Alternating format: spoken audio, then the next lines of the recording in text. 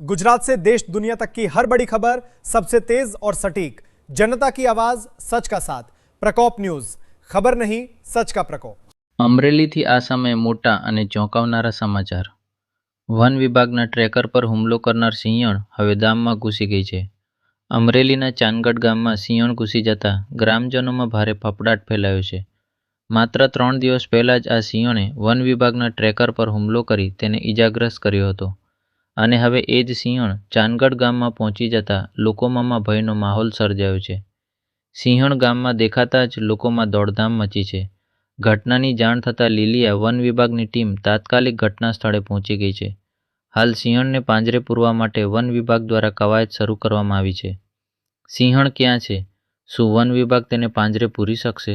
અને ગ્રામજનો માટે કેટલો ખતરો છે? આ સમગ્ર ઘટનાના લેટેસ્ટ અપડેટ સાથે અમે તમને સતત માહિતી આપીશું। રિપોર્ટર ઇમરાન શેખ, જાફરાબાદ। વધુ અપડેટ્સ માટે જોડાયેલા રહો પ્રકોપ ન્યૂઝ।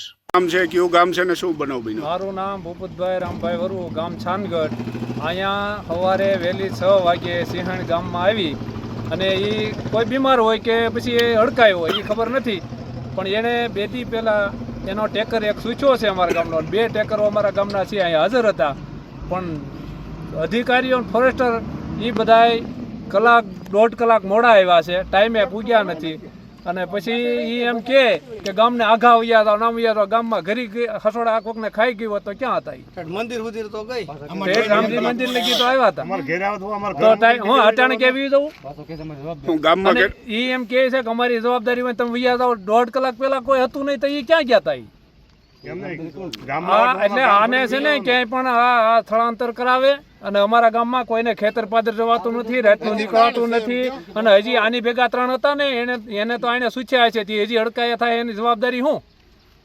ગામમાં કેટલીક જગ્યા આટા માર્યા હતા? ગામમાં ઘણી અંદર ઠેઠ રામજી મંદિર સુધી વહી જાય। એટલે આની પરિસ્થિતિ અમારે કોઈ ખેતર સીમમાં જવાતું નથી, કોઈને હાથી હકાતા નથી, તો કામ ખેડૂને જવું કે ન જવું? તો આને જંગલ ખાતાને 2 દિવસ પહેલા ટેકરને સૂચ્યો તો હજી એને પકડી નથી। આ 2 દિવસે ગામમાં આવી તો એ પકડી, તો એ અટાણ લગી કામગીરી એની હતી ક્યાં?